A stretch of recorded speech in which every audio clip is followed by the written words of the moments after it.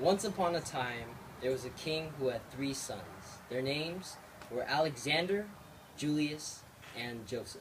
The king's name, of course, was Joseph. I'm Lothar. King Lothar lived with his wife, Queen Emma, and his 3 sons on a white castle on top of the highest hill in that part of the world. His kingdom was as peaceful as the evening, and his people were rich and happy. King Lothar was happy too, but he had a problem. He was getting old and he was going to die, so he had to choose which one of his sons should become king after him. Alexander, the oldest, was the most handsome and graceful, and Julius, his second oldest, was the more brawny warrior man type, and everybody wanted either Alexander or Julius to become king, because Alexander, he had the looks, and he looked like royalty, whereas Julius, he was the emperor, the tiger, if you will. But the youngest, Joseph, he was the shepherd's boy. He took care of his father's sheep outside of the castle. Nobody thought that Joseph could become king, except, of course, his mother, Queen Emma. Queen Emma loved Joseph to death, so she told Lothar that Joseph should become king every day and night. Lothar, of course, wanted Alexander to become king, but he realized that Alexander was rather proud. On the other hand, Julius, the second favorite, he was a good warrior, but he was not smart enough to be a good king. But Joseph, no, not Joseph. Still, Lothar didn't want to make his wife, Queen Emma, unhappy, so he kept on putting the matter off. This problem, though, was finally solved when his chief advisor, Alfred, suggested that he set up a contest for his 3 sons, and the winner would become king.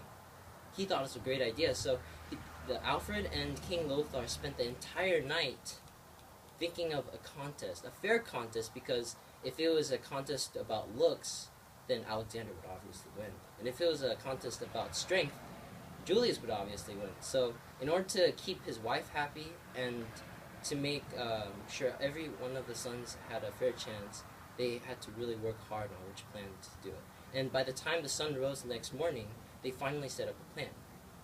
Later that day, King Lothar gathered the lords and ladies into a great hall, and rising from his throne, he spoke.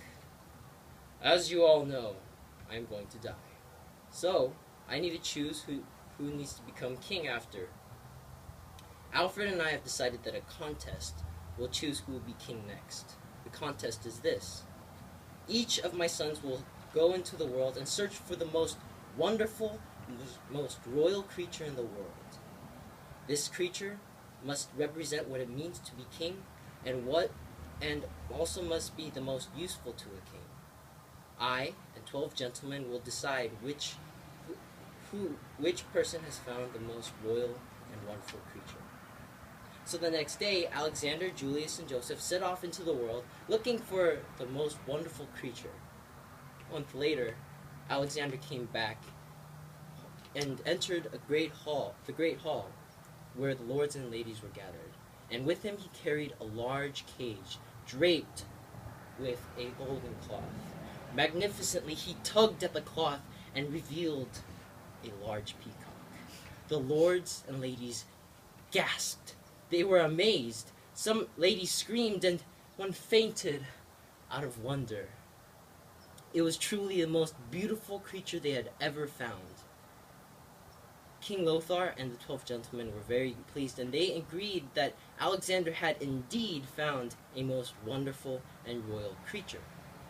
However, King Lothar said, "We must wait for the others." So they waited, and by the end of the second month, Julius came in. He entered the hall and he clapped his hands, and a lion bounded into the room. It roared so loudly that the walls of the great hall shook. The lords and ladies were amazed.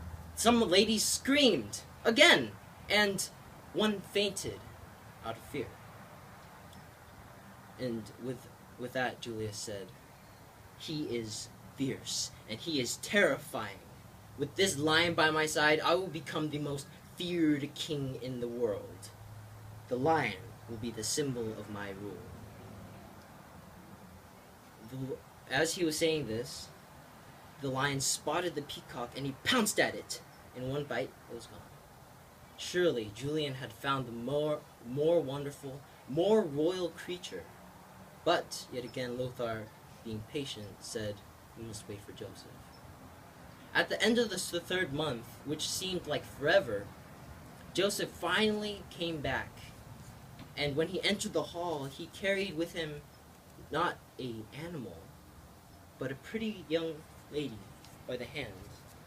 A boy at the front said, "Hey, it's Sophia, the shepherd girl."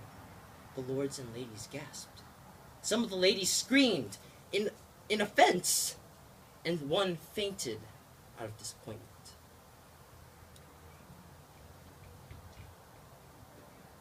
This is not what you expected, I know, but she is indeed the most wise, most royal creature in all the world. She will be my counselor, my friend, my lover. She will be the mother of all the kings who will come after me. With her by my side, I will become the most just, most wise ruler on all the earth. Sophia shall become the symbol of my reign. As he was speaking, the lion came and circled around Sophia. And the lion lunged and roared, but Sophia remained unfazed. Boldly, Sophia stuck out her arm and stroked the lion on his forehead and caressed his ears. Soon enough, the lion was asleep. King Lothar was amazed, astonished, because this little girl had the courage to take down the lion, not by violence, but by peace. Queen Emma was happy because her son had obviously won the contest, and the 12 gentlemen all agreed that Joseph was surely the most wonderful royal creature. 8 days later, Joseph and Sophia were married, and when King Lothar later died, Joseph became king and ruled justly and wisely ever after, with Sophia by his side.